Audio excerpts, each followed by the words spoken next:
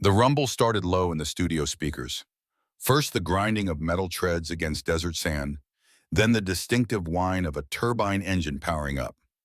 Finally, the thunderous boom that could only be one thing, the main gun of an M1 Abrams tank unleashing American firepower. The sound faded as the studio lights brightened.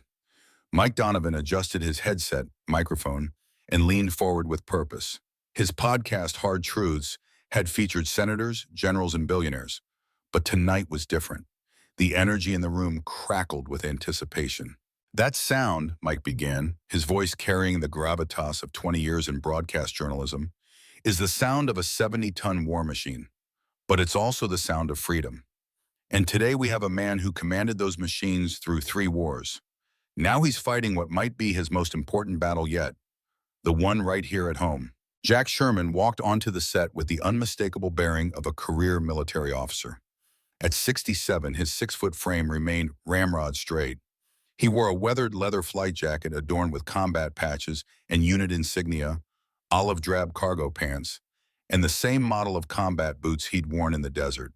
His silver hair was trimmed in a military precise cut that hadn't changed style since 1975.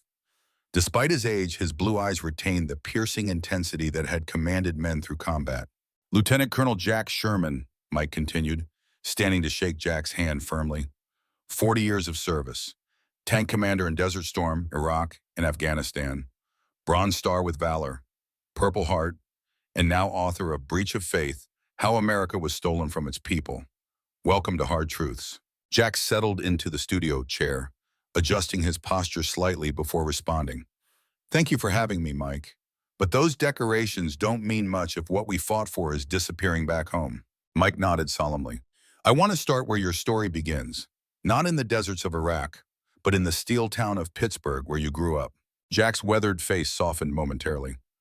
My father worked 42 years at the Homestead Steel Works, same place my grandfather worked. We weren't rich, but Dad's union job meant we had a good house in a decent neighborhood.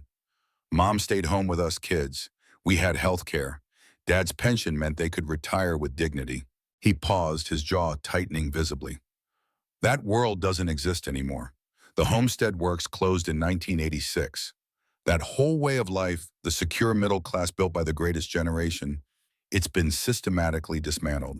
And that's why you wrote this book? Mike asked, holding up a copy with Jack's stern military photo on the cover. I wrote it because I realized I'd spent my career fighting the wrong enemy. Mike raised an eyebrow, the practiced move of a skilled interviewer sensing a pivotal moment. The wrong enemy? That's a strong statement from someone who served in 3 wars. Let me tell you about an Abrams tank, Jack said, his eyes lighting up with the passion of someone discussing a lifelong companion. M1A2 model, 120mm main gun that can hit a target over 2 miles away while moving at 45 miles per hour. 72 tons of American engineering protected by composite armor with depleted uranium mesh, 1,500 horsepower turbine engine. He leaned forward. But the most important part isn't the hardware, it's the 4-person crew. Driver, loader, gunner, and tank commander. Working in perfect coordination in a space smaller than most people's bathrooms. Every person essential, every person valued. Jack's voice deepened. That tank is what America used to be. Powerful, purposeful, everyone with a role, everyone protected.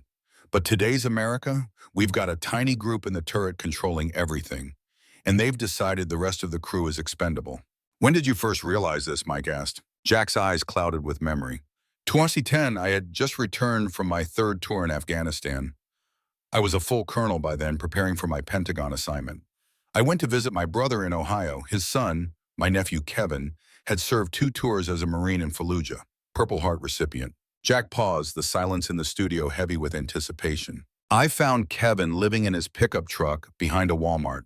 The factory where he'd worked since coming home had been bought by a private equity firm, stripped for parts, and closed. 28% unemployment in that town. His VA benefits were tied up in bureaucracy.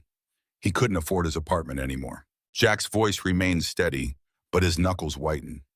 Here was a young man who'd bled for his country, now homeless in the country he fought for. That night, I sat in my hotel room and looked at my uniform hanging in the closet, all those medals and ribbons, and asked myself, what the hell have I been protecting? Mike nodded solemnly. That must have been a profound moment of clarity. It was the beginning. I started noticing things, paying attention, reading reports instead of just sound bites, following the money. Jack reached into his jacket and pulled out a small notebook, worn and dog-eared. I started keeping track. Here are the numbers that changed everything for me. Since I joined the Army in 1975, the three richest Americans have accumulated more wealth than 160 million Americans combined. The CEO to worker pay ratio went from 20 to 1 to over 3 to 1. Productivity rose over 70%, but wages only 11%. Jack's voice remained measured but gained intensity with each figure. 6 corporations control 90% of our media. 4 companies control 80% of our meat processing. 2 companies control 90% of social media. 5 banks control half our banking assets. He closed the notebook with deliberate slowness. This isn't the free market I swore to defend. This is an oligarchy masquerading as a democracy. Mike sat back, letting the weight of Jack's words settle over the studio.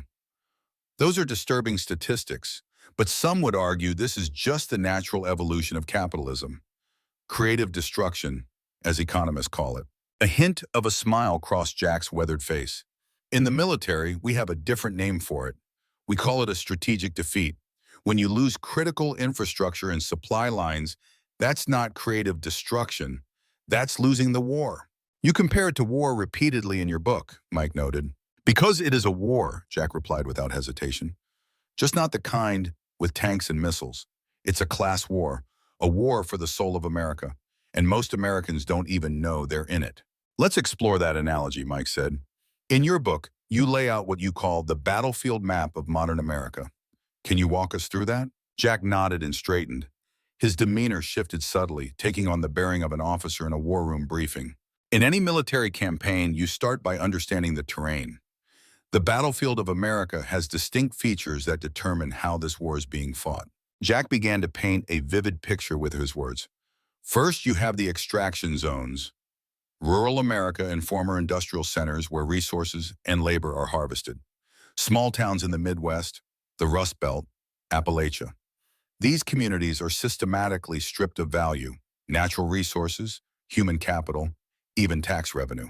His hand gestured as if tracing invisible map contours. Then you have logistics and supply routes, the financial systems, media networks, and digital infrastructure that move money and information. These are tightly controlled by a handful of corporations. The command centers are concentrated in a few coastal cities, Wall Street, Silicon Valley, and Washington, D.C., where decisions affecting millions are made by tiny groups of people who've never set foot in the communities they impact. Jack's voice took on the practiced cadence of a military briefing. The weapon systems in this war aren't tanks or artillery. They're financial instruments, media narratives, campaign contributions, and increasingly algorithms and AI. And who's the enemy in this scenario? Mike asked. Jack fixed him with a steady gaze. Not who, what. The enemy is an ideology that says profit matters more than people, that efficiency trumps community, that treats workers as disposable resources rather than citizens with dignity. You're describing a pretty bleak landscape, Mike observed. I'm describing reality, Jack replied. But understanding the battlefield is just the first step. In the Army, we teach that once you understand the terrain, you can use it to your advantage. Mike nodded. I want to circle back to your personal journey. You mentioned your nephew's situation as a wake-up call. What happened next? Jack settled back slightly. I started asking questions, uncomfortable ones. At Pentagon briefings, I'd ask why we were spending billions securing oil fields abroad while communities at home couldn't afford to fix their water systems. At defense contractor meetings, I'd ask why their CEO made 3,000 times what their average worker made. I imagine that didn't make you popular, Mike said with a knowing smile. It did not, Jack acknowledged with a slight nod, but I had enough rank and combat credentials that they couldn't easily dismiss me until the Greystone incident. The studio seemed to still at the mention. Mike leaned forward. You've never publicly discussed this before. What happened? Jack took a deep breath. 2014, I was invited to a fundraising dinner for a Congressional Committee on Defense Appropriations. Typical Washington affair, $3,000 a plate, lobbyists, politicians, defense contractors. I was there representing Army Tank Command. At my table was Elliot Graham, CEO of Greystone Capital. They had just acquired and liquidated Midland Manufacturing, the largest employer in my hometown. 2,000 jobs sent overseas, families devastated. Jack's expression remained controlled, but a muscle in his jaw twitched. Graham recognized my name tag and came over. Shook my hand, thanked me for my service. Standard platitudes. Then he asked what I thought about the Army's new autonomous vehicle program that his company was bidding on. Jack paused, his eyes distant with memory. I told him I thought America needed to invest in its people, not replace them with machines. That companies like his were destroying the communities that produced the young men and women who filled our military ranks. I asked him who he thought would volunteer to defend a country that had abandoned them. What did he say? Mike asked quietly. He smiled and said, "That's why we're developing autonomous weapon systems, Colonel. We won't need as many volunteers in the future." A heavy silence filled the studio. After a moment, Jack continued. 2 weeks later, my son Matthew was working at National First Bank. He'd been there 5 years, headed for management. He was called in one morning and laid off. No explanation. Found out later that Greystone Capital had acquired a controlling interest in the bank's parent company 3 days after my encounter with Graham. Jack's voice remained steady, but his eyes hardened. Coincidence? Perhaps. But that's when I knew for certain this wasn't just economic policy. This was personal. They were coming after anyone who challenged them, using their power to silence dissent. That's a serious allegation, Mike noted. It's the reality of power in America today, Jack replied. In the military, we operate under strict rules of engagement. There are things we simply cannot do, even in warfare. But in the economic arena, there are virtually no rules. They can destroy entire communities, deny health care to the sick, foreclose on the elderly, and it's all perfectly legal. After that incident, what did you do? Mike asked. I accelerated my retirement plans, left the service with 40 years and began writing. Started speaking at VFW halls, American Legion posts, union meetings, places where regular Americans gather. Jack leaned forward. What I found shocked me. Everyone knew something was wrong, but they couldn't quite name it. They felt the system was rigged, but couldn't identify exactly how. They were angry, but their anger was being misdirected, often against each other. Your book argues that this division is deliberate, Mike said. Basic military strategy. Jack nodded. Divide and conquer. Keep the population fighting over cultural issues while the economic looting continues unimpeded. Conservative versus liberal. Rural versus urban. Black versus white. These divisions are real, but they're intensified deliberately to prevent us from uniting around our common interests. Mike checked his notes. You have a powerful metaphor in your book about this very topic, the tank crew. Jack's eyes lit up. In an Abrams tank, you have 4 crew members from completely different backgrounds, different races, different religions, different politics. But inside that tank, none of that matters. What matters is that everyone does their job and looks out for each other. When you're in combat, you don't have the luxury of division. The driver doesn't say, "I'm not driving for a gunner who voted differently than me." The loader doesn't refuse to load for a commander who goes to a different church. You function as one unit, or you die. Jack's voice rose with conviction. America used to understand this. During World War II, the country united across differences because they recognized a common threat. Today, we face threats just as serious. The collapse of our middle class, the corruption of our democracy, the destruction of our environment. But we've been manipulated into fighting each other instead of the real enemies. Mike nodded thoughtfully. You're painting a picture of America that's quite different from what we often hear from both parties. Let me play devil's advocate for a moment. Critics might say you're just another angry populist blaming elites for complex economic problems. How do you respond? Jack didn't flinch. I've commanded men in combat. I've made life and death decisions. I don't deal in conspiracy theories or simplistic explanations. He pulled a folded paper from his pocket and smoothed it on his knee. This is a memo from a major banking firm to their wealthy clients. Not leaked, publicly available if you know where to look. It explicitly states their investment strategy is based on the continued transfer of wealth from labor to capital and policy decisions that favor investors over workers. He refolded the paper carefully. This isn't conspiracy, It's stated corporate strategy. They're telling their clients they plan to continue extracting wealth from working Americans. They're just counting on those Americans never seeing these documents. You've had some personal costs for speaking out, Mike noted. Your book details attempts to discredit you. Jack nodded, his expression grim. When I first started speaking publicly, they tried to paint me as disgruntled or unstable. Standard character assassination. When that didn't work, things escalated. My military pension was accidentally suspended for 6 months. Our family's health insurance mysteriously lapsed right when my wife needed surgery. Your wife's situation is a powerful part of your book, Mike said gently. Are you comfortable sharing that story? For the first time, Jack's military composure wavered slightly. He looked down at his hands before answering. Eleanor and I have been married 43 years. She spent her career as an emergency room nurse. 2 years ago, she was diagnosed with an aggressive form of cancer. Our military health insurance denied the treatment her oncologist recommended, calling it experimental despite its success rate. Jack cleared his throat.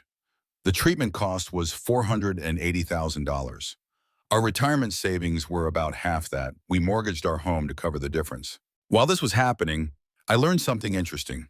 The CEO of the insurance company that denied her claim had received a bonus of $30 million that year specifically for reducing medical expenditures. They literally paid him to deny care to people like Eleanor. Jack's eyes burned with quiet intensity. That's when this fight became deeply personal. It wasn't abstract anymore. I watched my wife suffering while some executive received a bonus for denying her care. That's not just bad policy. That's evil. How is she now? Mike asked. A rare smile crossed Jack's face. In remission, she's a fighter, tougher than any soldier I've ever commanded. But you lost your retirement security in the process, Mike noted. We did. At 67, we're starting over financially. Jack straightened his shoulders. But we're the lucky ones. Millions of Americans face these same battles without our resources or connections. They're making impossible choices between medicine and food, between bankruptcy and watching their loved ones suffer. Mike nodded solemnly. You describe in your book a particular moment when you decided to take this fight national. Can you share that? Jack nodded. I was speaking at a small VFW hall in Michigan. After my talk, an older gentleman approached me, Vietnam veteran, worked 30 years at an auto plant before it closed. He handed me a folded American flag and said, "This was on my son's coffin. He died in Afghanistan. I want you to have it because you're the only one still fighting for what he thought he was defending." Jack's voice remained steady, but his eyes betrayed emotion. That flag travels with me everywhere now. It reminds me that this isn't just about economics or politics. It's about keeping faith with generations of Americans who sacrificed for a promise that's being broken. Mike glanced at his notes. You've had some confrontations with powerful figures that have gone viral. The most notable was your exchange with tech billionaire Nathan Holloway at the Senate hearing last year. That wasn't planned, Jack said with a slight shrug.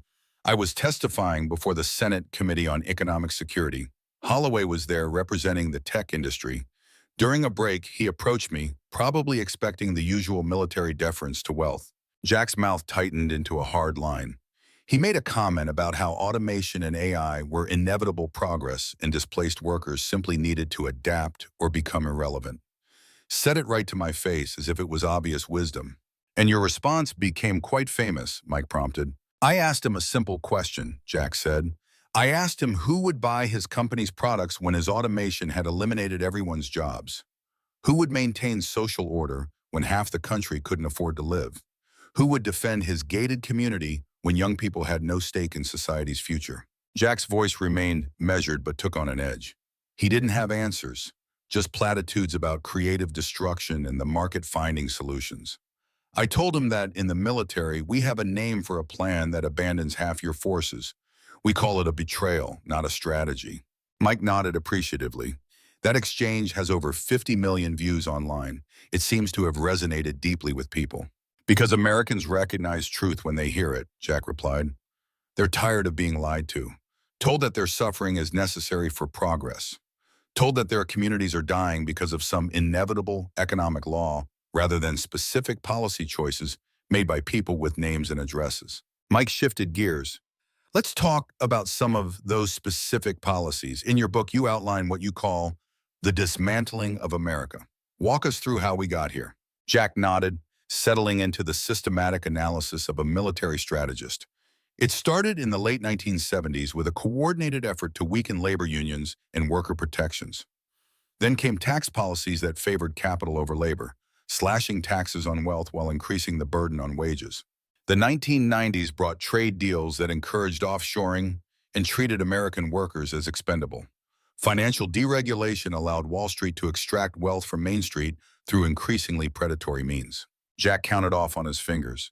Then came the systematic defunding of public goods, education, infrastructure, healthcare, research, the privatization of essential services, the consolidation of industries until competition was effectively eliminated. None of this happened by accident, Jack emphasized. These were conscious choices made by people in power, often directly against the expressed wishes of voters. When policies couldn't win Democratic support, they were imposed through court decisions, regulatory changes, or buried in thousand-page bills. You're describing a comprehensive strategy, Mike observed. Because that's exactly what it was, Jack replied firmly. In the military, we study enemy strategies. We analyze patterns. What I've described follows a clear strategic logic. Concentrate wealth and power by systematically dismantling the institutions and policies that once ensured widely shared prosperity. Mike nodded thoughtfully. Your critics might say this sounds like class warfare. Jack's response was immediate. Warren Buffett, hardly a radical, said it best. There's class warfare all right, but it's my class, the rich class, that's making war, and we're winning. He leaned forward. I've been in actual warfare. I know what it looks like. What's happened to the American middle class over the past 40 years has been more destructive than many military campaigns I've witnessed. Communities destroyed, lives ruined, families torn apart. The only difference is the weapons used are financial instruments and policy decisions rather than bombs and bullets. That's strong language, Mike noted. The truth often is, Jack replied. In the military, we value clear, direct assessment of threats. Sugarcoating reality gets people killed. Mike shifted topics. You devote a chapter in your book to what you call the media battle space. Your analysis of how information is controlled is particularly pointed. Information dominance is crucial in modern warfare, Jack explained, falling naturally into the role of instructor. In Iraq, we spent billions on psychological operations and controlling the information environment. But that's nothing compared to what's happening in America. 6 corporations control 90% of what Americans see, hear, and read. Not just news, but entertainment, social media, publishing. These corporations are owned by the same financial interests that control our banking system, our healthcare system, our defense industry. Jack's eyes narrowed. When I began speaking out, I was invited on several major news programs. But when they realized I was going to name names, specifically the corporate owners of these very networks, I was suddenly uninvited. Technical difficulties, scheduling conflicts. I learned that media isn't designed to inform the public. It's designed to shape public perception in ways that benefit its owners, to direct anger away from those with real power and toward convenient scapegoats. Mike nodded. You experienced this firsthand when you launched your YouTube channel. I did, Jack confirmed. After being shut out of mainstream platforms, I started a simple channel sharing these economic analyses. Within 6 months, we had 2 million subscribers, mostly working-class Americans hungry for explanations that matched their lived reality. Jack's expression darkened. Then came the algorithmic suppression. Our videos stopped appearing in recommendations. Search results buried us. Ad revenue was cut. Eventually, the channel was demonetized entirely for policy violations they could never specifically identify. How did you respond? Mike asked. Like any good commander adapting to battlefield conditions, Jack replied with a hint of pride. We diversified platforms, built direct email lists, established community chapters that meet in person, VFW halls, union buildings, churches, anywhere people can gather face-to-face without digital intermediaries. Jack's eyes lit with conviction. They control the digital commons, but they don't control community spaces yet. Real human connection remains our most powerful weapon. Mike checked his notes. You've had some unexpected allies emerge. Your book mentions support from within the very power structures you're criticizing. Jack nodded. Not everyone who has wealth or power is the enemy. There are people at every level of society who recognize the current system is unsustainable, even self-destructive for those currently benefiting. I've received messages from executives, government officials, even a few wealthy investors, all saying essentially the same thing. I can't publicly support you, but you're right. The system is broken. It's destroying the country my children will inherit. Mike raised an eyebrow. Any names you can share? Jack shook his head. Their confidentiality is important. The system punishes dissent harshly. But I can tell you this, the cracks are spreading. More insiders are questioning whether unrestrained greed is really in their long-term interest. You compare it in your book to the loyalty fractures that occur in authoritarian regimes just before they collapse, Mike noted. Exactly, Jack affirmed. When a system becomes too extractive, too divorced from the well-being of the society it depends on, it eventually loses the support of even those tasked with maintaining it. We're approaching that point. Mike shifted in his chair. Let's talk about your confrontation with Senator Hargrove at last year's Veterans Affairs hearing. That was another defining moment in your public advocacy. Jack's expression hardened. Senator Hargrove was chairing a hearing on veteran healthcare access. He spent the first hour praising the system's efficiency and cost-cutting measures. Pure political theater. When my turn to testify came, I brought photographs. Veterans sleeping in cars outside VA hospitals. A former Army Ranger working 3 jobs to afford insulin. A Marine sniper from Afghanistan living under a highway overpass. Jack's voice remained controlled, but gained intensity. I laid those photos in front of the senator and said, "This is the reality of your efficiency. These men and women signed blank checks payable with their lives to defend this country, and this is how America repays them." The senator tried to interrupt, to redirect, Jack continued. That's when I broke protocol. I stood up and placed something on the desk directly in front of him. What was it? Mike asked, though he clearly knew the answer. Dog tags, Jack said quietly, belonging to a veteran who had died by suicide after being denied treatment for PTSD. His mother had given them to me to deliver to the senator who had voted against expanding veteran mental health services. Jack's voice remained steady. I told the senator, his mother wanted you to have these. She thought you should keep something to remember the real cost of your fiscal responsibility. You were removed from the hearing, Mike noted. By 4 Capitol police officers, Jack confirmed with a slight nod. But the footage went viral. More importantly, 2 weeks later, the expanded Veterans Mental Health Access Bill passed unanimously. Sometimes confrontation is necessary. Mike shifted gears once more. You've painted a sobering picture of America's current state. What gives you hope that change is possible?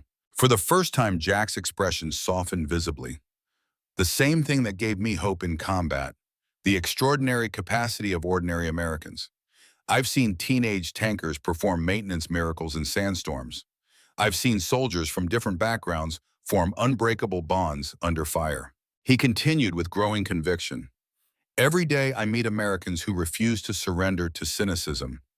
Union organizers rebuilding worker power. Veterans creating community support networks. Young people challenging corporate power through boycotts and direct action. Jack leaned forward. History isn't a straight line. It's a battlefield with advances and retreats. Right now, we're in a period of retreat for democratic values and shared prosperity. But I've never known Americans to accept defeat as permanent. Mike nodded thoughtfully. Your book ends with a call to action, what you call the home front strategy. We'll discuss that in detail after the break. He turned toward the camera. We're talking with Lieutenant Colonel Jack Sherman, author of Breach of Faith, How America Was Stolen from Its People. We'll be right back with more hard truths. As the studio lights dimmed for the commercial break, Jack remained perfectly still, his military bearing never faltering. His eyes, however, reflected a complex mixture of determination, concern, and something else. A quiet certainty that the most important battle of his life was just beginning. The battlefield had changed from the deserts of Iraq to the struggling communities of America. The weapons had transformed from tanks and artillery to information and organization. But the mission remained the same as it had been throughout his 40 years of service: to defend American democracy against all enemies, foreign and domestic. The lights brightened as the cameras prepared to roll again. Jack straightened imperceptibly, readying himself to continue what might be his final and most important deployment, the battle for America's future. The studio lights brightened as Mike Donovan adjusted his notes. The first segment with Jack Sherman had generated an unprecedented surge in live viewers.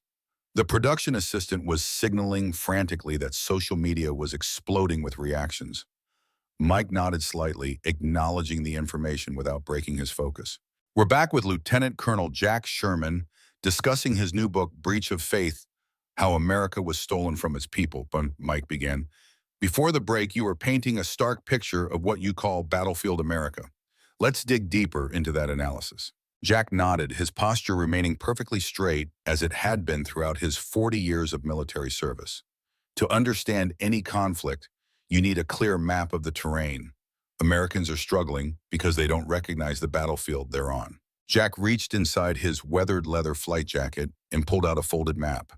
He spread it carefully on the table between them.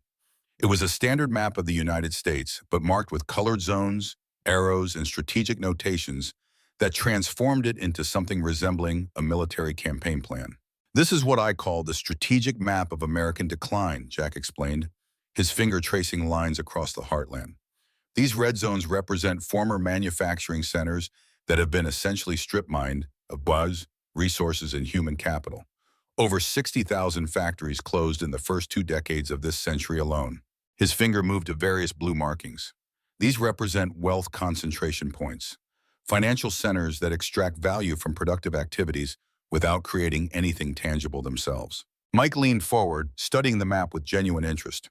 You've marked several major cities with what looks like command center symbols, because that's exactly what they are, Jack confirmed. In modern warfare, command and control is everything. These cities, New York, Washington, D.C., San Francisco, house the financial, political, and technological control centers that direct this economic conquest. Jack pointed to lines crisscrossing the map. These represent capital flows, how wealth is extracted from communities and funneled to these concentration points, just like supply lines in a military campaign. Mike studied the map carefully. This is a literal battle plan. It is, Jack agreed, though not one most Americans recognize. They experience the effects, factories closing, housing becoming unaffordable, healthcare costs crushing families, but they don't see the strategic coordination behind it. You're suggesting this is deliberate, Mike observed. Follow the money, Jack replied simply. When the same financial entities that fund factory closures also own the media that explains those closures as inevitable progress, that's not coincidence. When politicians who enable this extraction receive their largest donations from the very entities doing the extracting, that's not coincidence. He folded the map with military precision and returned it to his jacket. In the Army, we're trained to recognize patterns. This pattern has been clear for decades, a systematic transfer of wealth and power from working Americans to a concentrated financial and corporate elite. Some would call that a conspiracy theory, Mike noted. Jack's weathered face remained impassive. In the military, we don't use that term. We call it strategic analysis. When multiple actions align toward a common objective over sustained periods, that indicates coordination, not conspiracy. Mike nodded. Let's shift to something more specific. Your book details what happened to your hometown of Pittsburgh and many similar communities across America. You call it the hollowing out. For the first time, a flash of raw emotion crossed Jack's face before his military discipline reasserted control. My father worked 42 years at Homestead Steel. When I was growing up, Pittsburgh was a place where a high school graduate could get a decent job, buy a home, raise a family, and retire with dignity. Not luxury, mind you, basic dignity. Jack's voice remained steady, but his eyes hardened. Today, I barely recognize it. The mill where 3 generations of my family worked is a shopping center now. The neighborhood where I grew up has blocks of abandoned homes. The opioid crisis has ravaged communities. Suicide rates have skyrocketed. He leaned forward slightly. This didn't just happen. It was engineered through specific policy choices. Trade agreements that encouraged offshoring, tax policies that rewarded financialization over production, antitrust neglect that allowed corporate consolidation to strangle competition. What about technological change, Mike asked? Automation, digital transformation, aren't these inevitable forces? Jack shook his head firmly. Technology is a tool, not a force of nature. Who controls it and how it's deployed are human choices. Germany faced the same technological changes, but maintained its manufacturing base because they chose policies that valued skilled labor and community stability. I've commanded tanks through 3 generations of technological upgrades, Jack continued. Each new system required fewer personnel to operate. But the Army never said, "Sorry, tankers, you're obsolete now." They retrained people, found new roles, maintained the human element because they understood technology serves the mission, not vice versa. Jack's voice took on added conviction. America made the opposite choice. We decided quarterly profits and shareholder value were more important than human communities and stable livelihoods. That wasn't inevitable. It was a choice made by people with names and addresses. Mike shifted his approach. You mentioned both political parties earlier. Your book is particularly critical of what you call the bipartisan abandonment of working America.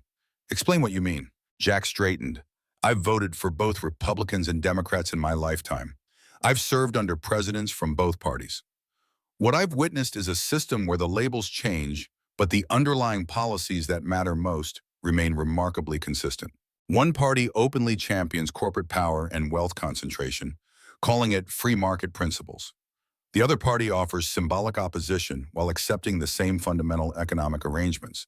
They'll fight viciously over cultural issues while quietly agreeing on trade policy, financial deregulation, and corporate subsidies. Jack gestured for emphasis.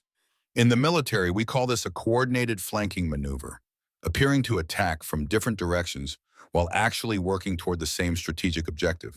That's a damning assessment, Mike observed. It's reality, Jack replied firmly. Look at campaign financing. Both parties receive the vast majority of their funding from the same corporate and financial interests. The outcomes reflect that shared dependency, regardless of rhetoric. He paused briefly. This isn't to say there aren't meaningful differences between the parties on some issues. There are, but on the core economic policies that determine whether working Americans can earn a decent living, the differences have been largely cosmetic for decades. Mike nodded thoughtfully. You were invited to participate in a presidential economic advisory committee in 2017. Your book describes that as a turning point in your understanding. Jack's expression darkened. It was educational, to say the least.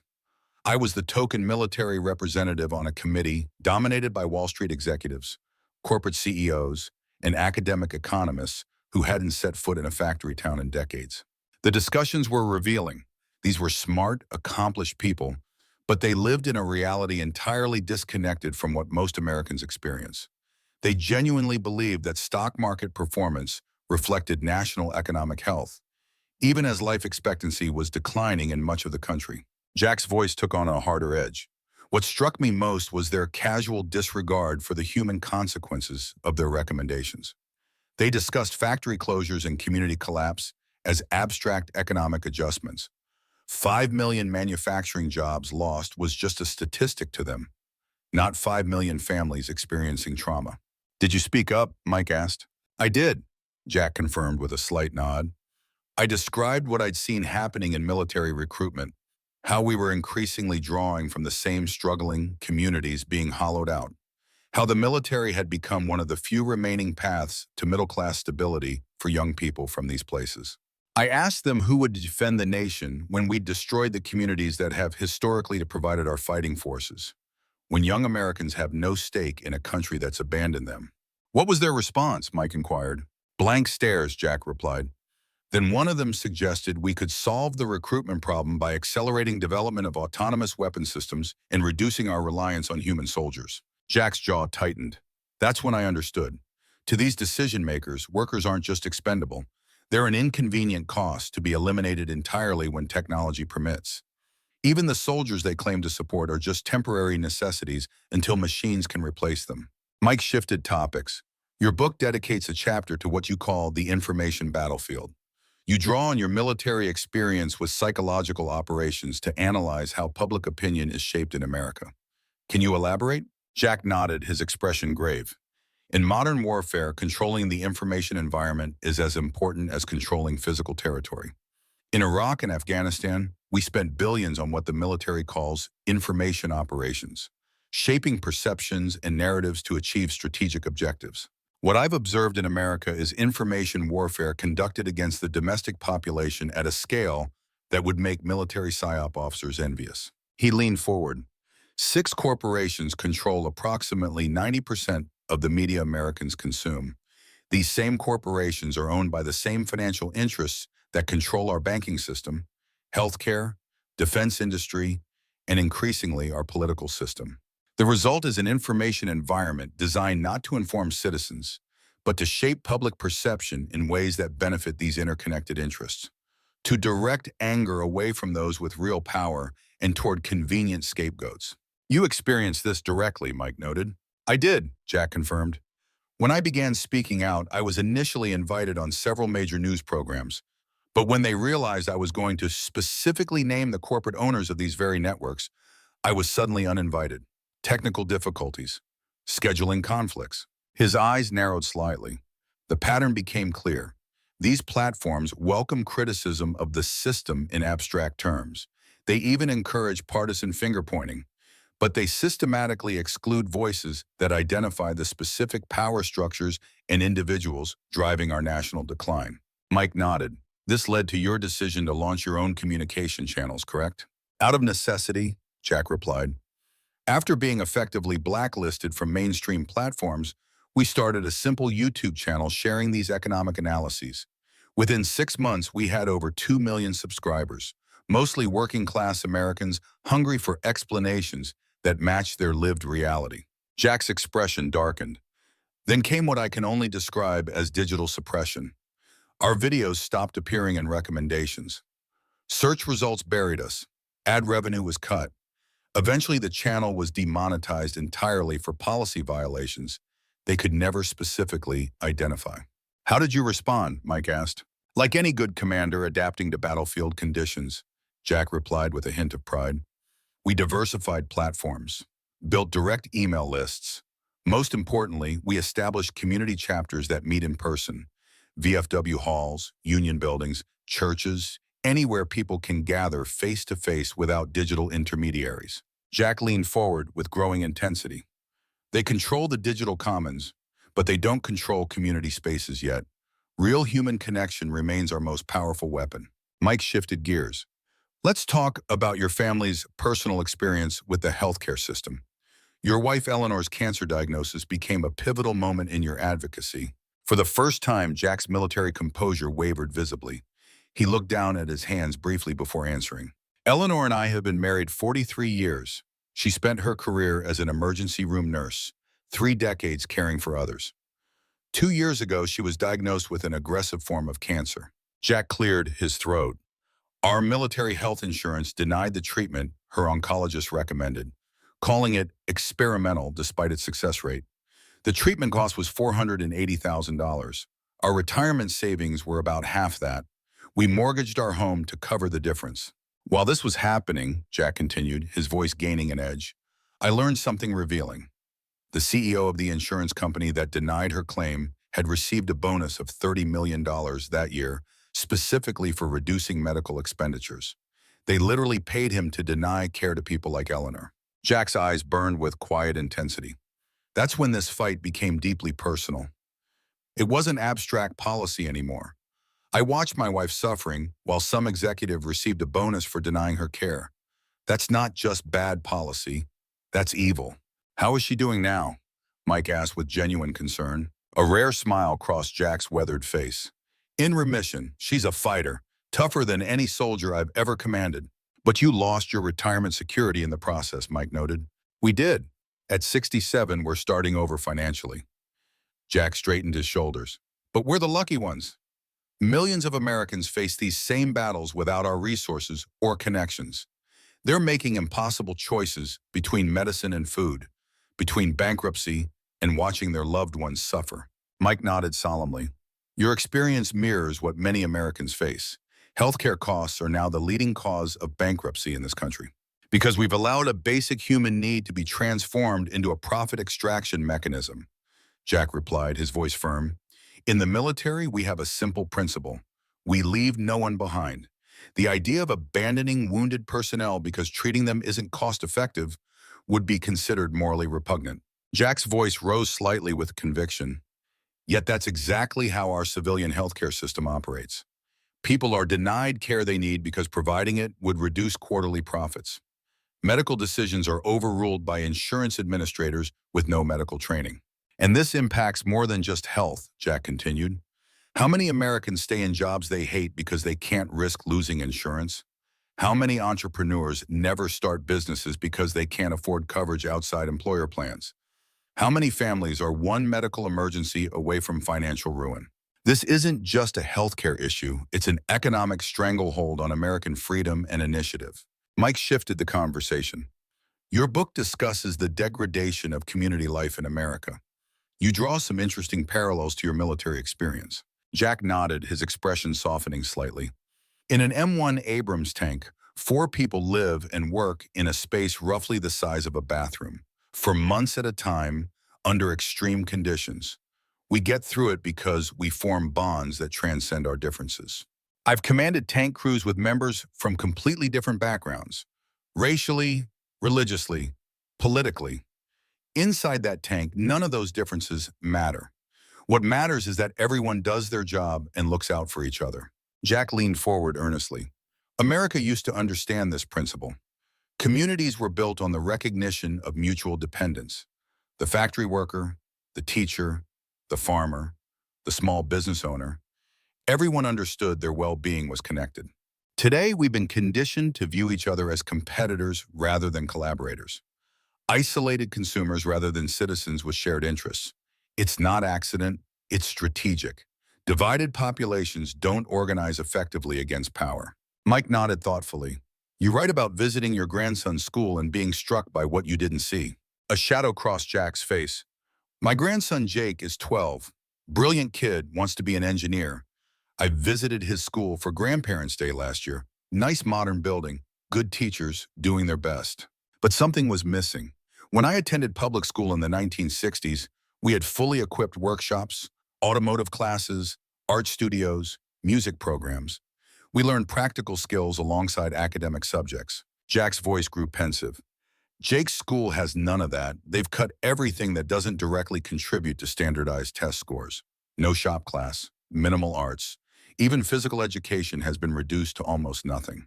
I asked the principal about it, Jack continued. He was apologetic but explained the reality. Funding tied to test performance means anything not on the tests gets eliminated. He called it educational triage, concentrating resources where measurement happens. Jack's expression hardened. That's not education. It's processing. They're not developing whole human beings. They're producing narrowly trained economic units optimized for corporate needs. That sounds harsh, Mike observed. Reality often is, Jack replied. In the military, we train soldiers to be complete warriors, not just to fire weapons, but to think critically, adapt to changing conditions, work in teams, maintain physical and mental resilience. We understand that human potential is multidimensional. Yet our education system increasingly treats children as nothing more than future labor inputs to be optimized for employer requirements. Mike shifted gears. Let's talk about technology. As a tank commander, you have witnessed massive technological changes in warfare. Your book draws parallels between military technology and what's happening in the civilian economy, particularly with AI and automation. Jack nodded, his expression serious. When I started in the Army, an M60 tank required 4 crew members performing distinctly human tasks. Today's systems require fewer personnel and increasingly incorporate automation. But here's the key difference. The military never said, these tankers are obsolete, discard them. Instead, we retrained people, found new roles, maintained the human element because we understood that technology serves the mission, not vice versa. Jack leaned forward. In the civilian economy, we've made the opposite choice. We've decided quarterly profits and shareholder returns are more important than human communities and stable livelihoods. Workers are treated as disposable costs rather than valuable assets. You're particularly concerned about artificial intelligence, Mike noted. I am, Jack confirmed. Not because of science fiction scenarios about machines taking over, but because of who controls this technology and their demonstrated values. AI is being developed and deployed by the same corporate interests that have spent decades maximizing profit at the expense of workers and communities. Their explicit goal is to eliminate labor costs, which means eliminating livelihoods for millions of Americans. Jack's voice took on added gravity. In the military, new weapon systems undergo extensive ethical review and deployment protocols. AI is being rolled out with virtually no democratically established guardrails or consideration of societal impacts. It's not the technology itself that concerns me, Jack emphasized. It's that we're allowing transformative power to be monopolized by entities with a proven track record of prioritizing wealth extraction over human well-being. Mike nodded. You experienced this firsthand through your son Matthew's career, didn't you? Jack's expression darkened. Matthew graduated with honors in computer science in 2005. Started with a good tech company, worked his way up to senior developer.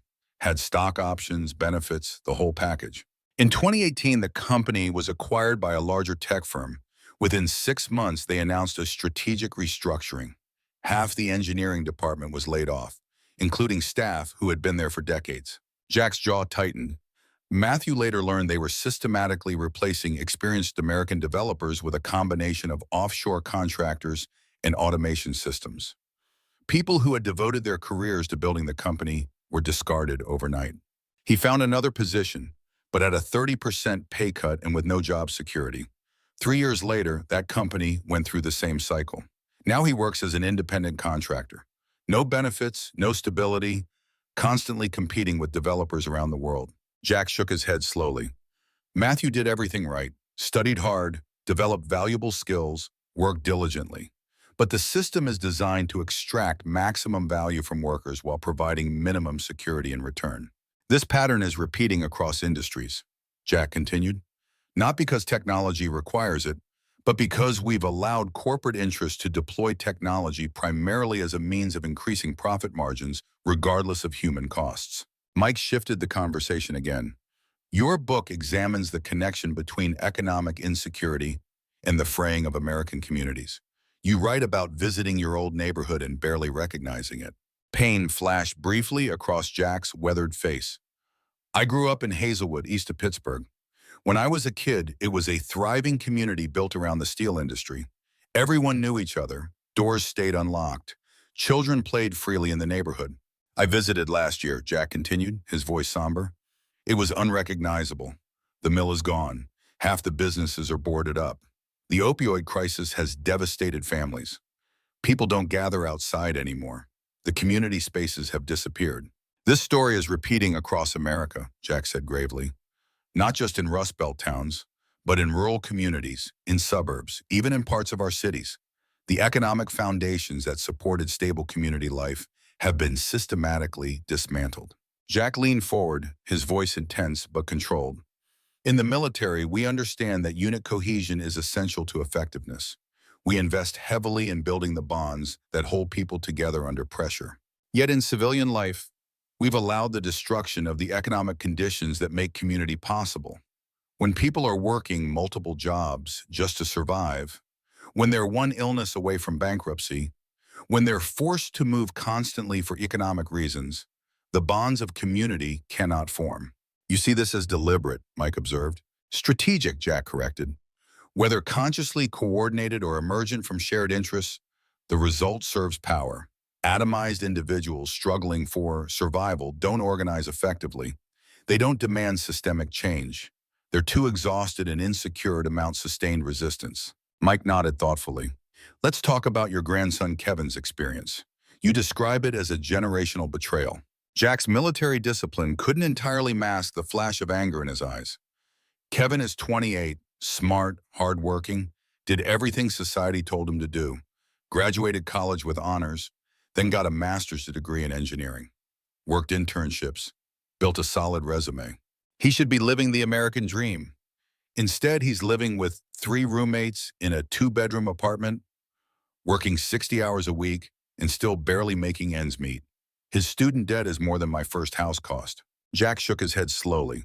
Kevin calculated that if he saves aggressively, he might be able to afford a starter home by his mid-40s. His parents, my son and daughter-in-law, owned their first home at 24. This isn't because Kevin's generation is lazy or entitled, as some suggest. It's because the economic ladder previous generations climbed has been pulled up behind them. Housing costs have skyrocketed while wages have stagnated. Education that was once affordable now requires massive debt. Jobs that once offered security and benefits are now gigs with no stability. And he's one of the lucky ones, Jack added grimly. Millions of young Americans face even greater struggles with fewer resources and opportunities. We're witnessing the first generation in modern American history expected to live worse than their parents. Mike shifted to a more personal angle. After decades of military service, you could have transitioned to a comfortable defense industry position like many of your peers. Instead, you've chosen this path of public advocacy at considerable personal cost. What drives that choice? For the first time, real emotion broke through Jack's disciplined exterior. He paused, collecting himself before responding. When I was a young lieutenant in my first command, I lost a soldier. Private James Harrell, 19 years old, from a small town in Kentucky. He died protecting his unit during a training accident. Jack's voice remained steady, but his eyes reflected decades-old pain. I had to write the letter to his parents, had to explain why their son wouldn't be coming home. I promised them his sacrifice meant something, that he died serving a country worthy of that sacrifice. Jack drew a deep breath. Every time I see another factory closing, another community collapsing, another generation denied the opportunities I had, I think of that promise. I think of every man and woman who served under my command, who risked everything for an America that's being dismantled piece by piece. I could have taken the easy path, Jack acknowledged. Comfortable consulting job, corporate board positions, the retirement many of my colleagues enjoy. But I couldn't look myself in the mirror if I did that. Couldn't face the memory of soldiers like James Harrell. Jack's voice grew stronger. In the military, we have a code. You don't abandon your people. You don't leave anyone behind. I see in America abandoning its people, especially the working people who built this country and defend it. I can't stand silently by while that happens. Mike nodded respectfully. You've paid a price for speaking out. Nothing compared to what others have sacrificed, Jack replied firmly. Yes, we've faced financial penalties, professional exclusion, even some threats. That's trivial compared to what's at stake. Jack straightened in his chair, military bearing fully reasserted. Throughout history, moments arrive when silence becomes complicity. We've reached such a moment. The America I swore to defend, a nation of opportunity, community, and basic fairness, is being systematically dismantled. Speaking that truth is simply fulfilling the oath I took 50 years ago. Mike changed topics. Your book discusses what you call the weaponization of patriotism. As someone with your military background, that's particularly powerful. Jack nodded, his expression grave. Few things disturb me more than seeing patriotism reduced to a marketing tool or a means of silencing legitimate criticism. Real patriotism isn't about symbols or slogans. It's about commitment to the well-being of your fellow citizens. It's about building a nation worthy of its ideals, not pretending we've already achieved them. Jack leaned forward. I've witnessed corporations that closed American factories and eliminated American jobs, wrapping themselves in the flag while moving production overseas. I've seen politicians who vote against veterans' healthcare benefits staging photo ops with troops. I've watched financial firms that destroyed American communities through predatory practices sponsoring patriotic displays. His voice hardened. That's not patriotism. It's theater designed to immunize destructive behavior from criticism. You've been particularly vocal about this in relation to veterans' issues, Mike noted. Because it's personal, Jack replied. The same interests that claim to support the troops have gutted the communities these troops come from, denied them adequate health care when they return, and treated their struggles as inconvenient public relations problems rather than national moral obligations. Jack's eyes blazed with controlled intensity. True patriotism would ensure no veteran sleeps on the streets. True patriotism would guarantee every American can work with dignity and access health care without bankruptcy. True patriotism would build an economy that serves all citizens, not just the privileged few. These aren't radical positions, Jack emphasized. They're the basic social contract that millions of Americans have fought to defend. Calling them unpatriotic inverts the very meaning of the term. Mike nodded thoughtfully. Let's talk about your experience with what you call the national security disconnect. Your book describes a pivotal meeting at the Pentagon that changed your perspective. Jack's expression turned somber. In 2016, I participated in a strategic threat assessment conference. Top military planners, intelligence officials, defense experts gathered to identify emerging national security challenges. What struck me was the disconnect between how we defined security in that room versus what millions of Americans were experiencing. We discussed sophisticated weapon systems and foreign adversaries, while communities across America were collapsing from economic abandonment, addiction, suicide, and despair. Jack shook his head slowly. I raised this point that domestic economic insecurity might represent a greater threat to national stability than many external enemies. That a nation where most citizens are struggling cannot project power or defend its interests effectively long-term. The response was telling, Jack continued. Several participants acknowledged the concern privately but admitted it fell outside their institutional mandate. Others dismissed it entirely, suggesting economic conditions were separate from security considerations. That's when I realized our definition of national security had become dangerously narrow. We were preparing to defend a nation that was disintegrating from within. Mike shifted slightly in his chair. You've faced criticism for speaking out on economic issues as a military leader. Some suggest officers should remain apolitical. Jack's response was immediate and firm. Economic reality isn't political, it's strategic. When communities that historically provide our military recruits can no longer offer economic security, that's a national security issue. When potential adversaries exploit our domestic divisions, that's a national security issue. When critical supply chains are outsourced to geopolitical competitors, that's a national security issue. His voice took on added conviction. My oath was to defend the Constitution against all enemies, foreign and domestic. That includes defending the economic foundations that make constitutional democracy viable. Mike nodded. You've had some surprising allies emerge since you began speaking out. Your book mentions support from within the very power structures you're criticizing. Jack nodded. Not everyone who has wealth or power is the enemy. There are people at every level of society who recognize the current system is unsustainable, even self-destructive for those currently benefiting. I've received messages from executives, government officials, even a few wealthy investors, all saying essentially the same thing. I can't publicly support you, but you're right. The system is broken. It's destroying the country my children will inherit. This gives me hope, Jack continued. Throughout history, systems begin to change when insiders recognize their unsustainability and begin defecting. We're seeing early signs of that process now. Mike leaned forward. You've experienced this conflict not just as an advocate, but as a parent and grandparent. Your book shares a powerful story about your granddaughter's question. For the first time, Jack's composure cracked visibly. He took a moment to collect himself. My granddaughter Anna is 10. Brilliant, curious child. Last Christmas, the whole family was together. Anna overheard the adults discussing the economic struggles facing her older cousins, college debt, housing costs, job insecurity.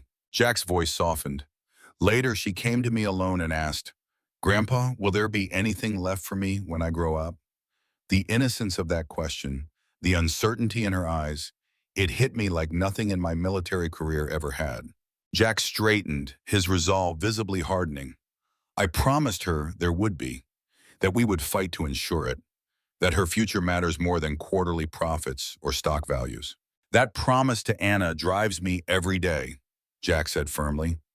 This isn't just about economic policy or politics.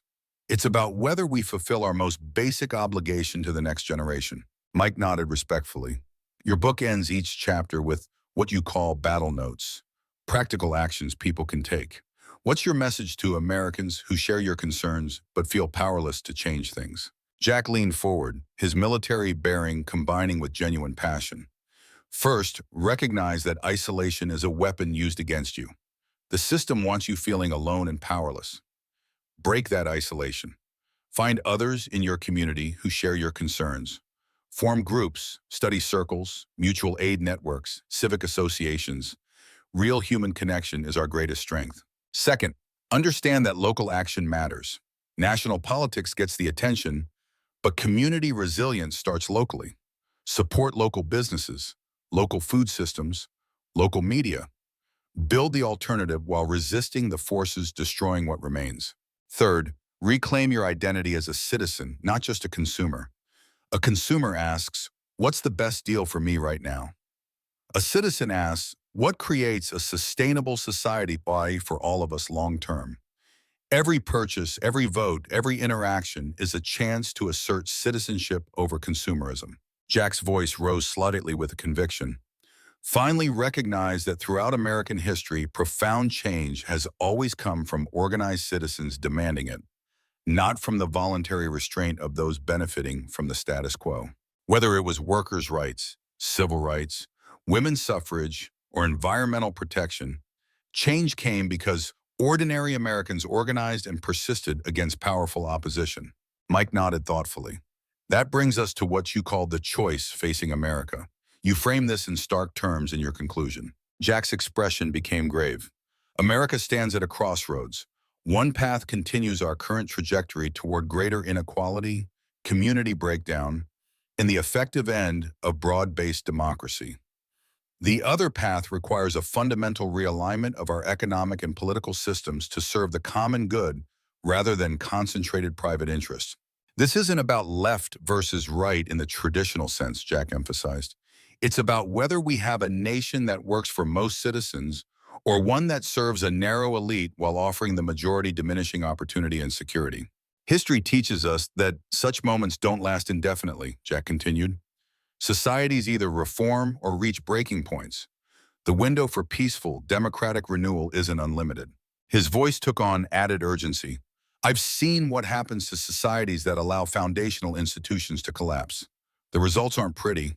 It's why I've devoted my remaining years to this fight, because I believe America still has the capacity to choose renewal over decline. Mike studied his notes briefly.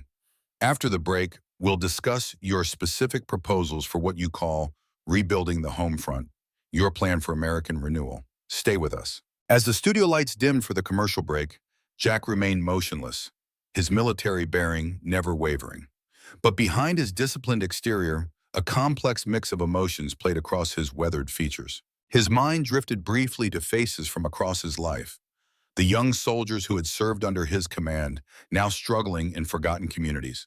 His own children navigating an economic landscape increasingly hostile to their aspirations.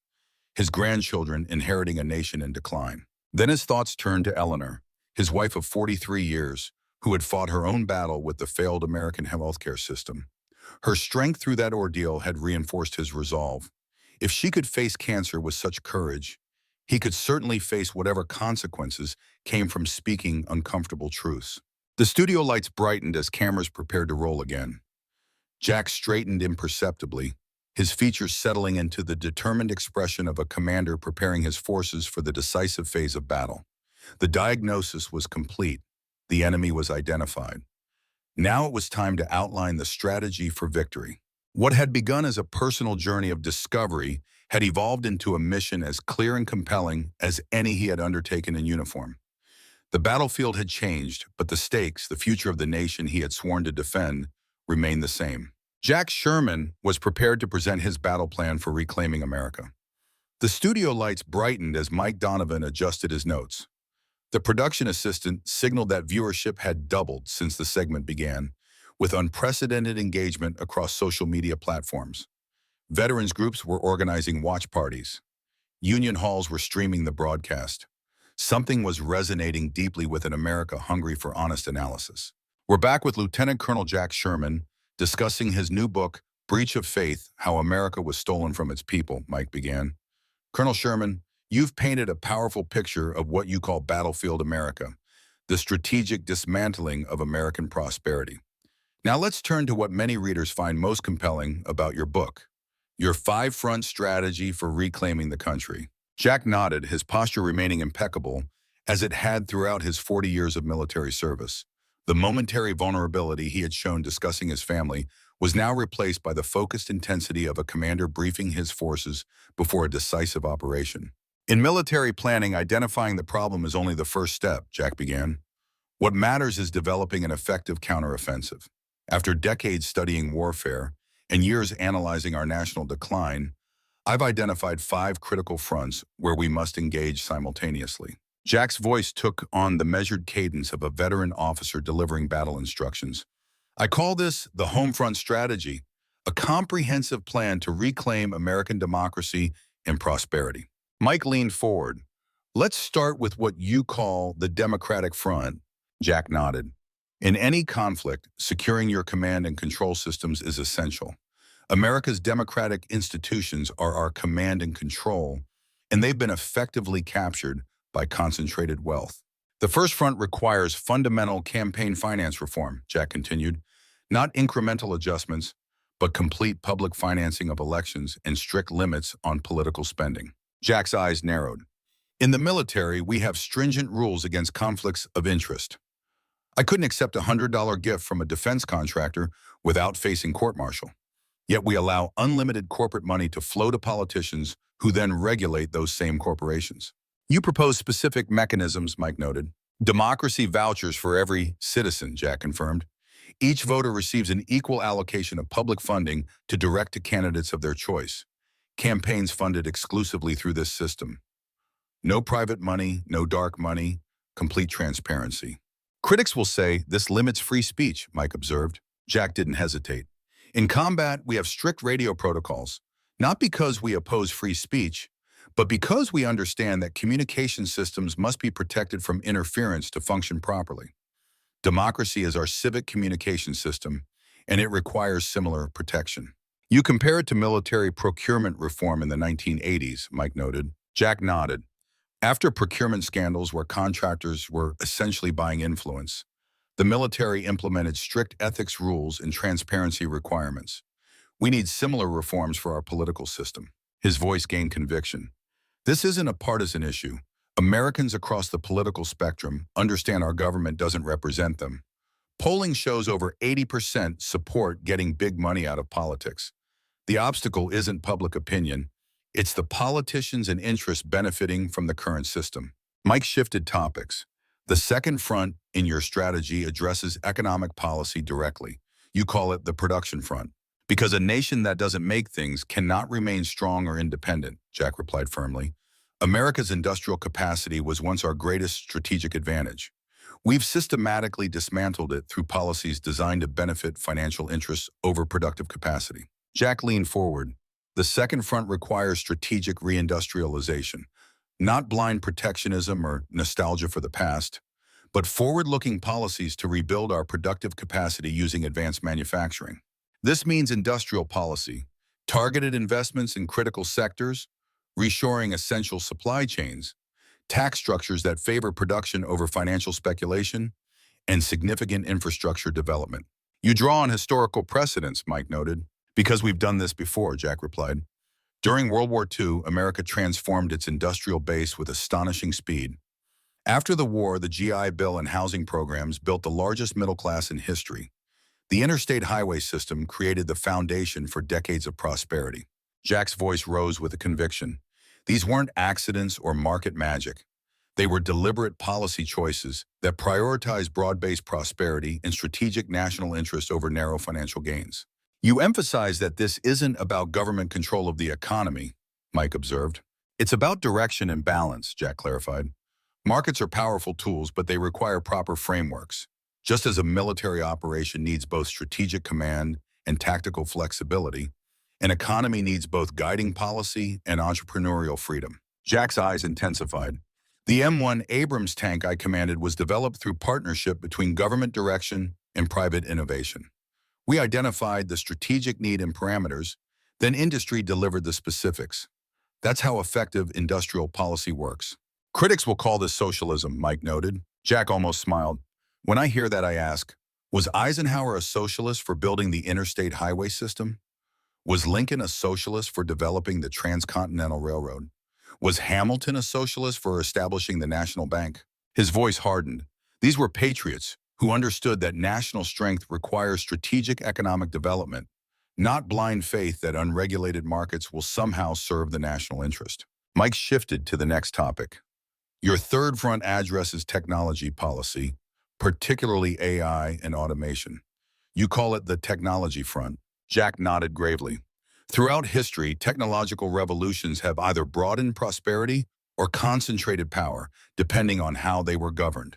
The Industrial Revolution eventually raised living standards broadly, but only after decades of exploitation and struggle for basic labor rights. We're now in the early stages of an AI and automation revolution that could either liberate humanity or create unprecedented power concentration. The direction depends entirely on policy choices we make now. Jack leaned forward. The third front requires democratic governance of transformative technologies, particularly AI, not to stop innovation, but to ensure its benefits are widely shared and its risks properly managed. This means treating algorithms that affect millions of lives as public utilities subject to transparency and accountability requirements. It means digital rights that give people control over their own data. Most importantly, it means policies ensuring that productivity gains from automation translate to broader prosperity rather than concentrated wealth. You compare this to military technology governance, Mike noted, because there are important parallels, Jack confirmed. The military has extensive protocols for deploying new weapon systems, safety testing, ethical review, chain of command, accountability mechanisms. Yet we're allowing transformative AI systems to be deployed with virtually no democratic oversight or guardrails. His expression grew more serious. In the military, we understand that powerful technologies require proper governance. No one would suggest giving a nuclear submarine to a private corporation to operate however they pleased in pursuit of shareholder value.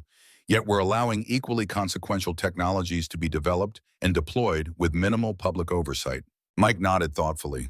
The fourth front in your strategy focuses on community rebuilding. You call it the community front. For the first time, real warmth entered Jack's voice. This is perhaps the most important front because it addresses what gives life meaning beyond economic metrics. In the military, we understand that unit cohesion is essential to effectiveness. We invest heavily in building bonds between personnel, creating shared identity and purpose. Yet in civilian life, we've allowed the decimation of the institutions and spaces that once fostered community connection.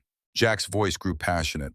The fourth front requires deliberate rebuilding of community infrastructure, both physical and social.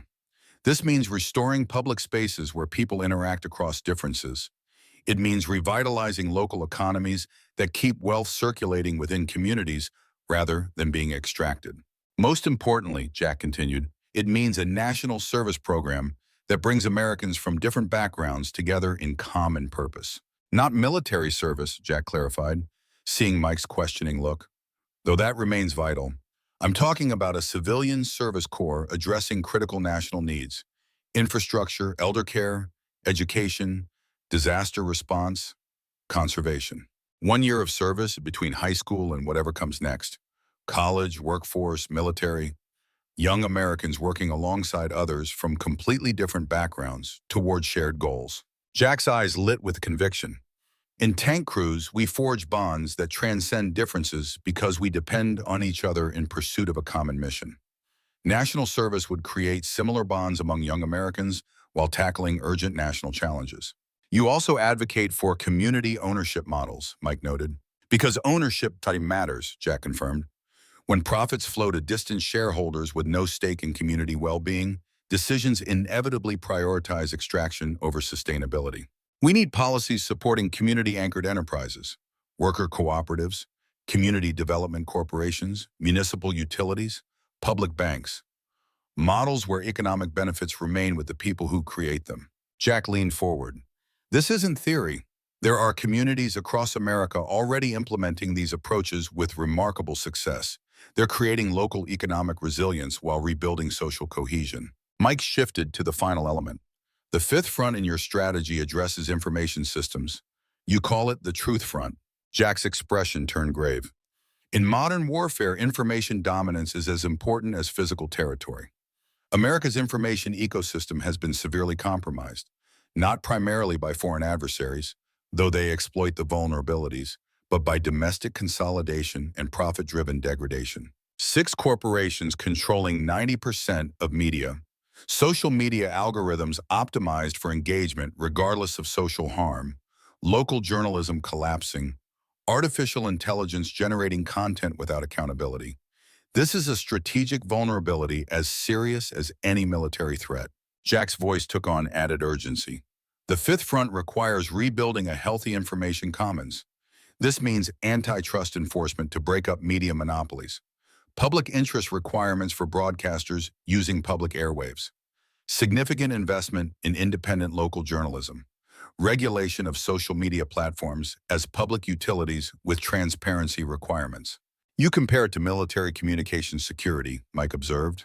Because the parallels are direct, Jack replied. In the military, we invest heavily in secure, reliable communication systems because we understand their strategic importance. We would never outsource our command communications to private entities optimizing for engagement metrics rather than accuracy. Jack's eyes burned with conviction. A functioning democracy requires a shared factual reality and good faith discourse. Without these, no democratic system can survive long term. Restoring our information ecosystem isn't a luxury, it's a national security imperative. Mike nodded thoughtfully. These 5 fronts form a comprehensive strategy, but implementing it would require overcoming powerful resistance from entrenched interests. How do you address that challenge? Jack's expression hardened into battle-ready resolve. By building what military strategists call overwhelming force, not violence, but the irresistible power of an organized, determined citizenry. History teaches that significant reforms never come from the voluntary restraint of those benefiting from the status quo. They come when the cost of resistance exceeds the cost of accommodation. Jack leaned forward. This means building a broad-based movement that transcends traditional political divides. Veterans and labor unions, small business owners and environmental advocates, rural communities and urban neighborhoods, faith leaders and secular organizers, finding common ground in the shared experience of economic insecurity and democratic exclusion. You're describing a coalition that doesn't currently exist in American politics, Mike noted. Because our politics is deliberately structured to prevent it, Jack replied. The system thrives by keeping natural allies divided along cultural lines while their common economic interests are ignored. Jack's voice gained intensity, but the potential is there. I've spent the past 5 years traveling to communities across America, conservative rural towns, liberal urban neighborhoods, suburban middle grounds. Beneath the surface divisions, I've found remarkable consensus about economic fairness, political corruption, and corporate power. When I speak to audiences about concrete economic issues without partisan framing, the agreement across political lines is astonishing. The division is manufactured and maintained because it serves power. Mike shifted topics. Your book shares a remarkable story about an unexpected alliance you helped forge in your hometown. Can you tell our viewers about that? For the first time, a genuine smile crossed Jack's weathered face. 3 years ago, I returned to my hometown outside Pittsburgh. Like many industrial areas, it had been devastated by deindustrialization. The community was divided, struggling, angry. I organized a town hall meeting, not about politics, but about community needs.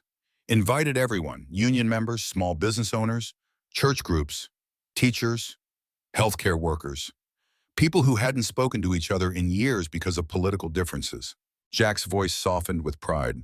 We started by simply sharing stories, what had happened to the community, to families, to livelihoods. Once people recognized their common experiences and challenges, the political labels started falling away. Over 6 months, this group developed a community revitalization plan. They formed a community development corporation that purchased the abandoned factory. Today, that facility houses a worker-owned manufacturing cooperative, a community college training center, a healthcare clinic, and small business incubator. Jack's eyes lit up. They've created 300 jobs, provided healthcare access to 5,000 residents, and trained over 1,000 people for living wage employment. Most importantly, they've rebuilt community bonds that transcend political divisions. The same model is replicating in communities nationwide, Jack continued. Not through federal programs, though policy support helps, but through citizens recognizing their common interests and taking collective action. Mike nodded appreciatively. This grassroots approach informs your overall strategy. You emphasize that change must happen simultaneously at local, state, and federal levels. Because waiting for Washington is a recipe for inaction, Jack confirmed. Throughout American history, significant reforms have started locally and built momentum toward national change. Labor rights began in individual workplaces and communities. Civil rights struggles started with local direct action. Environmental protections often began with state-level initiatives. Jack's voice rose with the conviction. Americans need to engage at all levels simultaneously, building alternative economic models locally while pushing for policy changes nationally. Neither approach alone is sufficient. Mike shifted to a more personal angle. Throughout your book, you return to lessons learned in combat. There's one story in particular about a tank battle in Iraq that seems to encapsulate your philosophy of perseverance. Can you share that with our viewers? Jack's expression turned solemn, his eyes momentarily distant with memory. February 2003, outside Nasiriyah. My tank company was leading a battalion advance when we encountered unexpected enemy armor. In the ensuing firefight, my tank took a direct hit to the drive system. We were immobilized in exposed terrain under heavy fire. Jack's voice remained steady but gained intensity. Standard procedure would have been to abandon the vehicle, but we were the lead element, and withdrawal would have exposed the entire battalion to potential encirclement. We had a choice: surrender position or find a way to fight immobilized. We chose to fight. For 18 hours, we held that position, conducting emergency repairs under fire while continuing to engage enemy forces. Jack paused, his weathered face reflecting the gravity of the memory. We lost 2 crew members, but we completed repairs enough to limp back to our lines, and the battalion secured its objectives. He leaned forward, eyes intense. Here's what I learned. Sometimes you're hit hard. Sometimes your mobility is compromised. Sometimes the situation looks impossible. But if the mission matters enough, you find a way to continue fighting while making repairs. America today reminds me of that damaged tank, Jack continued. We've taken serious hits. Our forward progress has stalled. Many systems are malfunctioning, but we're not destroyed. We can make repairs while continuing to advance, if we have the courage and determination. Mike nodded respectfully. That's a powerful metaphor, but I have to ask, what gives you confidence that America can recover from its current challenges when the forces arrayed against reform are so powerful? Jack didn't hesitate, because I've seen Americans overcome seemingly impossible odds throughout our history. Because I've personally witnessed the extraordinary capacity of ordinary citizens when united by common purpose. More practically, Jack continued, because the current system is unsustainable, even for many who currently benefit from it, societies that allow extreme inequality and democratic decay eventually face existential crises that threaten everyone, including elites. There are already cracks in the power structure, Jack noted. I've received messages from insiders, executives, government officials, even some wealthy individuals who recognize the current trajectory leads to instability that threatens their own interests long-term. Jack leaned forward. Most importantly, because the alternative to peaceful democratic reform is a future none of us wants: deeper division, potential civil conflict, authoritarianism.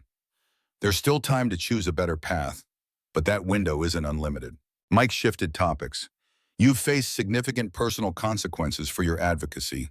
Your book details attempts to silence you that went beyond mere criticism. Jack nodded, his expression hardening. When I began speaking publicly on these issues, the response followed a predictable pattern. First came attempts to discredit, questioning my motives, my mental stability, my expertise outside military matters. When that failed to gain traction, tactics escalated. My military pension was accidentally suspended for 6 months. Our family health insurance mysteriously lapsed right when my wife needed cancer treatment. My son lost his job at a financial institution where he'd worked for years, shortly after I criticized that bank's parent company. Jack's jaw tightened almost imperceptibly. Most concerning were the targeted cyber attacks against our organization. Sophisticated operations traced to domestic corporate security firms, not foreign actors. You could have stopped, Mike observed. Retired quietly, protected your family. I considered it, Jack acknowledged, a rare admission of doubt crossing his features, especially during Eleanor's illness. But she wouldn't allow it. Her exact words were, Jack Sherman, I didn't marry a man who abandons his post when the fight gets tough. A ghost of a smile crossed Jack's face. Eleanor's the real commander in our family, always has been. When she beat cancer while fighting the insurance company simultaneously, it put my challenges in perspective. Mike nodded thoughtfully. You've had some unlikely allies emerge. Your book mentions support from within the very power structures you're criticizing. Because not everyone with wealth or influence is the enemy, Jack replied. There are people throughout the system who recognize its unsustainability and moral bankruptcy. Jack's expression turned thoughtful. Last year, I received a call from the CEO of a major technology corporation, someone I'd publicly criticized. He asked to meet privately. During that meeting, he said something that surprised me. Colonel, I built a company worth billions, But my own children can't afford homes in the city where they grew up. Something is fundamentally broken, and I'm beginning to think people like you are right. He's now one of our anonymous donors, Jack continued. Like others in similar positions, he can't publicly break ranks yet, but he's providing resources while rethinking his company's practices. Jack leaned forward. This pattern has repeated throughout history. Systems begin to change when insiders recognize their unsustainability and begin defecting. We're seeing early signs of that process now. Mike shifted to a more personal question. Your book ends with a letter to your grandchildren. It's perhaps the most emotional section of an otherwise analytical work. What prompted that approach? For the first time, Jack's military composure wavered visibly. He took a moment to gather himself before responding. I have 5 grandchildren, ages 4 to 16. Every decision I make, every risk I take is ultimately about them and their generation. Not in some abstract sense, but in the concrete reality of the world they'll inherit. Jack's voice softened with emotion he no longer tried to conceal. My granddaughter Anna, the 10-year-old, asked me last Christmas, Grandpa, will there be anything left for me when I grow up? The innocence of that question, the uncertainty in her eyes, it hit me harder than anything in combat ever had. Jack straightened, his resolve visibly hardening. I promised her there would be, that we would fight to ensure it, that her future matters more than quarterly profits or stock values. That promise drives me every day, Jack said firmly. This isn't abstract policy or politics. It's about whether we fulfill our most basic obligation to the next generation. Mike nodded respectfully. You close your book with a challenge to readers from different backgrounds. It's quite direct. Because the time for diplomatic language has passed, Jack replied, his military bearing fully reasserted.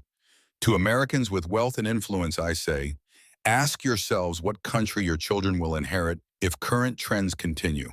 Your gated communities and private security won't protect you in a society with collapsing social cohesion and legitimacy. Jack counted points on his fingers. To veterans and service members, we took an oath to defend the Constitution against all enemies, foreign and domestic. That includes defending the economic foundations that make constitutional democracy viable. To working Americans struggling to stay afloat, understand that your struggles aren't personal failures, but the result of deliberate policy choices. The anxiety you feel isn't imaginary. It's the rational response to genuine insecurity engineered by a system that treats you as expendable. Jack's voice rose with conviction. To all Americans across political divides, we must recognize that beneath surface disagreements, we share common interests in economic security, democratic voice, and community well-being.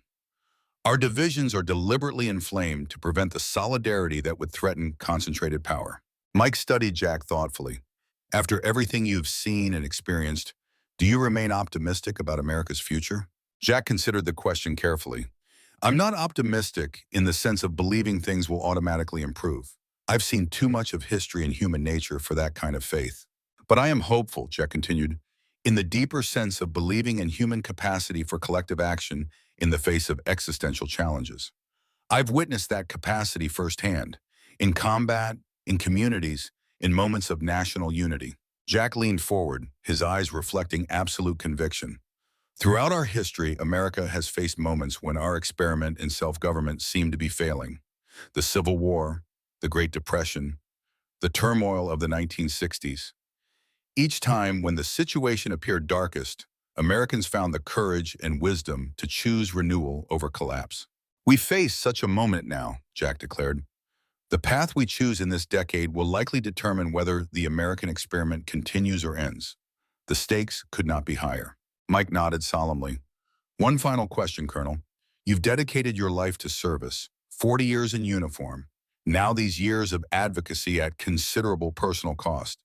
At 67, with health challenges and family needs, why continue this fight?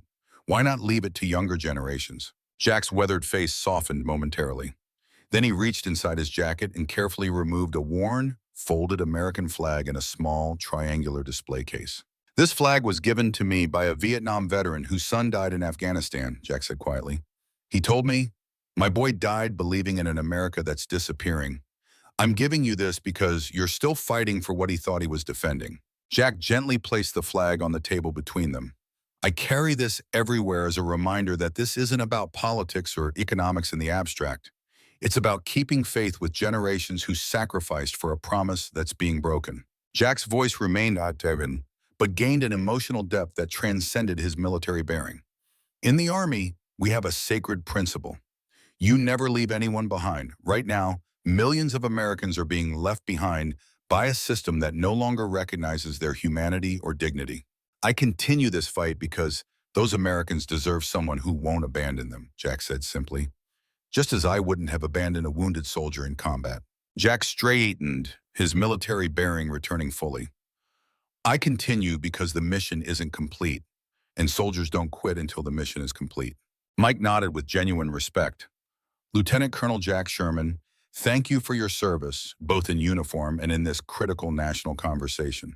The real work happens after the cameras stop, Jack replied, in communities across America, where citizens are already building the foundation for renewal.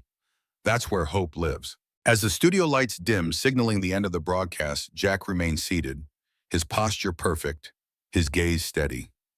The mission he had begun in that Pentagon meeting room years ago was gaining momentum. The strategic map was clear. The battle plan was sound.